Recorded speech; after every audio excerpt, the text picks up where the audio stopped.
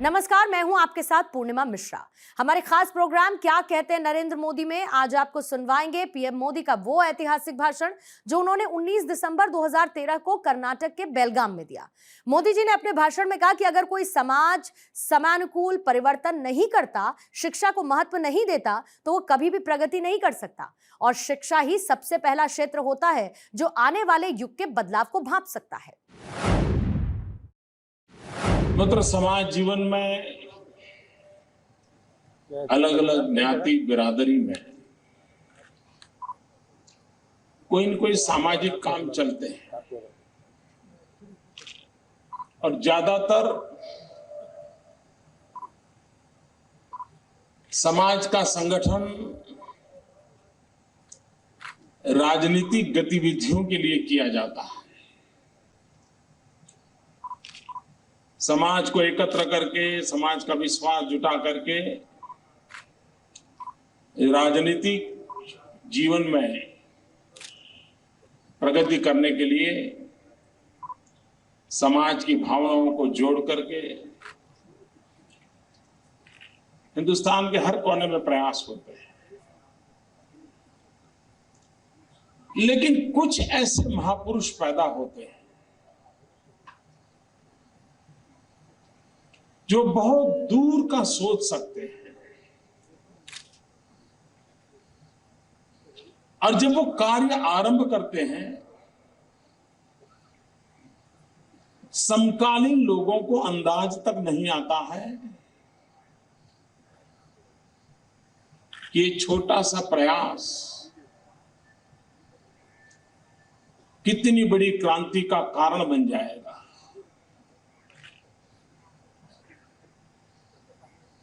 98 years पहले जिन महापुरुषों ने शिक्षा के सामर्थ्य को अनुभव किया होगा, शिक्षा के महत्व को समझा होगा और समाज के सभी लोगों को शिक्षा कैसे उपलब्ध हो, किसान परिवार में भी शिक्षा कैसे पहुंचे, ये सपना देख करके जिन्होंने इस केली का बीज बोया होगा, मैं आज उन सभी दीर्घदृष्टा महानुभावों को नतमस्तक होकर के प्रणाम करता हूं, वंदन करता हूं।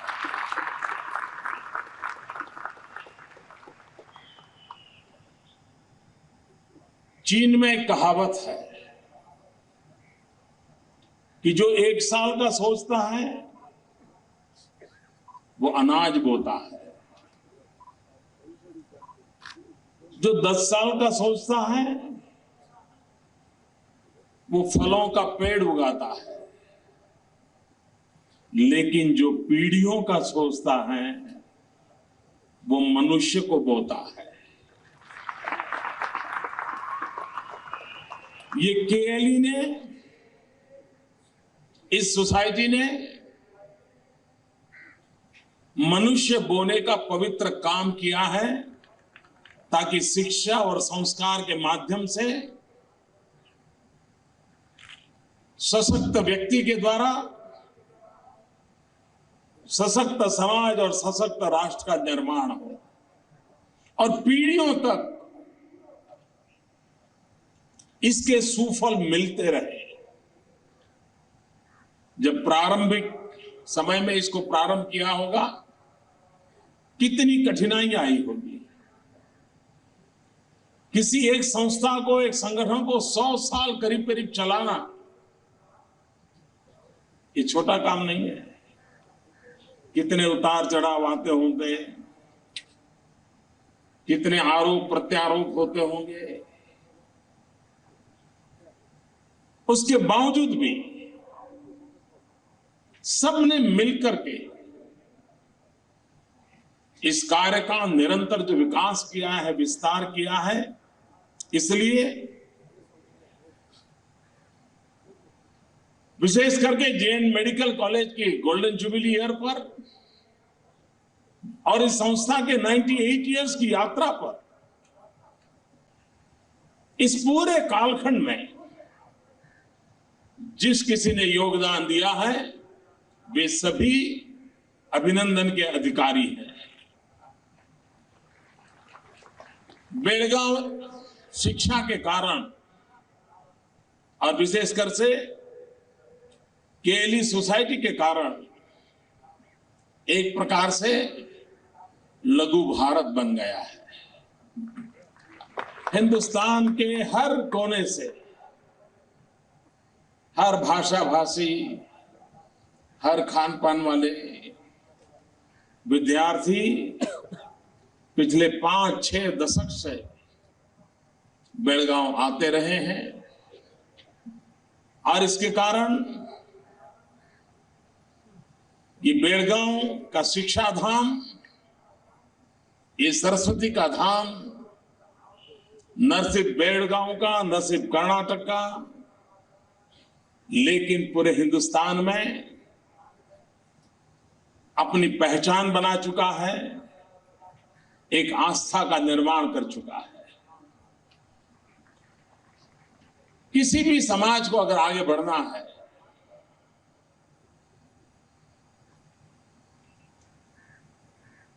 अगर वो समाज समयानुकूल परिवर्तन नहीं करता है, शिक्षा को महत्व नहीं देता है, तो वो समाज कभी भी प्रगति नहीं कर सकता। और शिक्षा ये सबसे पहला क्षेत्र होता है जो आने वाले युग के बदलाव को भांप सकता है। जैसे व्यापारी अगली सीजन का अंदाज लगा सकता है, ज्यादा से ज्यादा अगले साल का अंदाज लगा सकता है, वैसे शिक्षा से जुड़ा हुआ व्यक्ति आने वाली पीढ़ियों की परिस्थितियों को भांप सकता है और उसको अनुमानित करके अगर आज से व्यवस्था विकसित करता है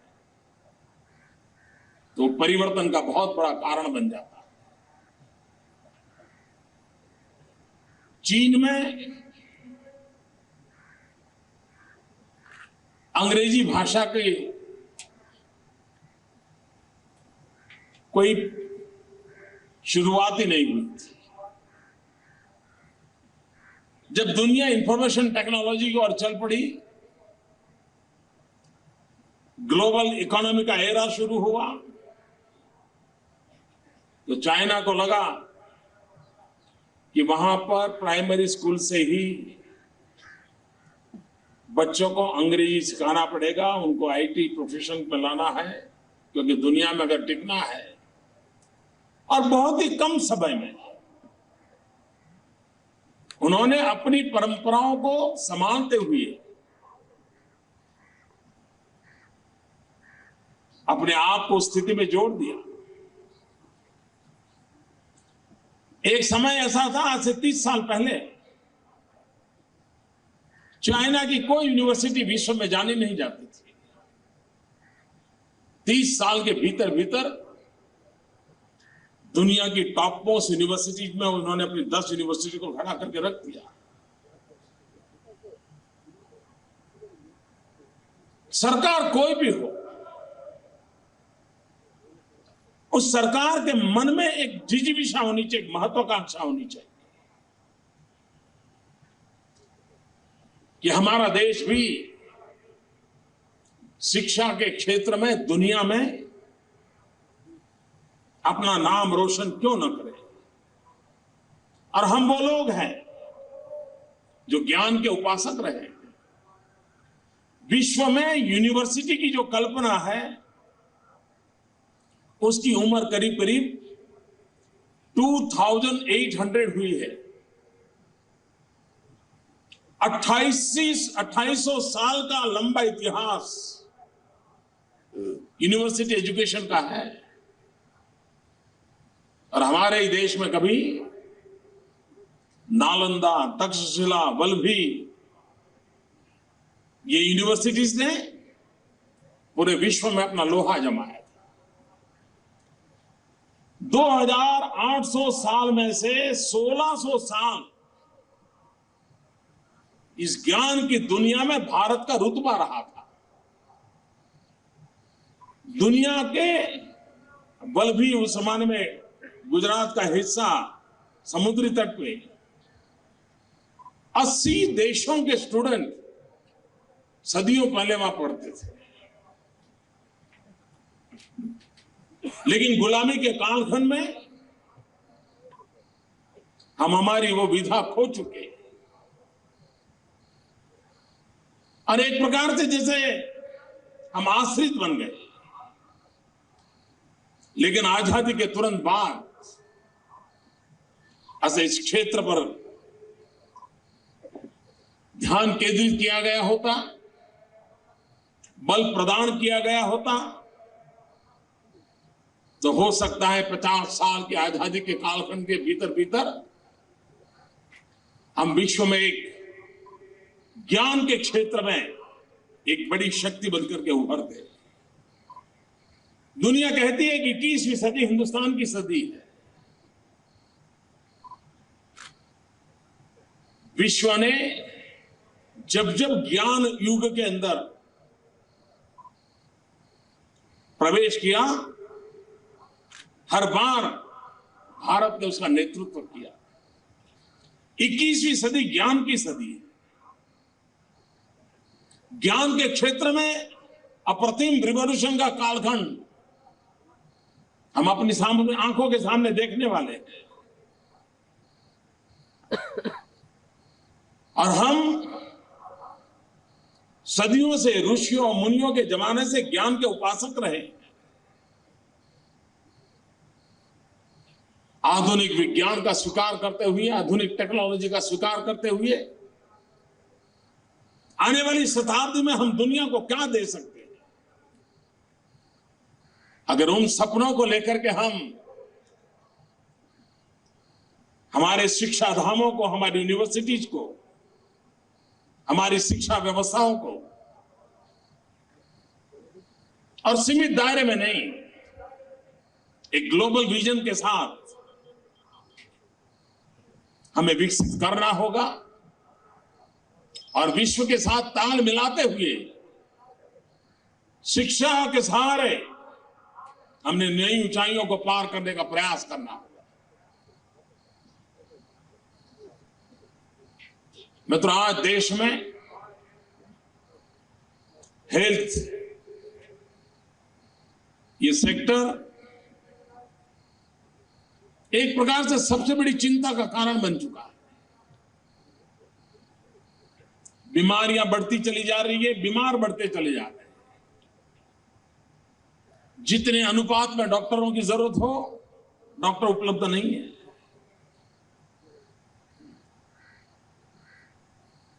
हेल्थ सेक्टर में अनेक प्रकार की सर्विसेज डेवलप हुई है। पैरामेडिकल स्टाफ, उसकी भी देश में बहुत बड़ी कमी महसूस हो रही है। आप कल्पना कर सकते हैं, एक तरफ देश में 65% जनसंख्या 35 से कम आयु की है। We are youngest country in the world. और दूसरी तरफ हमारे पास पैरामेडिकल क्षेत्र के लिए स्किल मैन पावर नहीं है। जितनी आवश्यकता डॉक्टरों की हो गई है, उतनी ही ज्यादा पैरामेडिकल स्टाफ की हो रही है। जितनी मात्रा में आवश्यकता पैरामेडिकल स्टाफ की हो गई है, उतनी ही हेल्थ सेक्टर में टेक्नोलॉजी की हो गई है।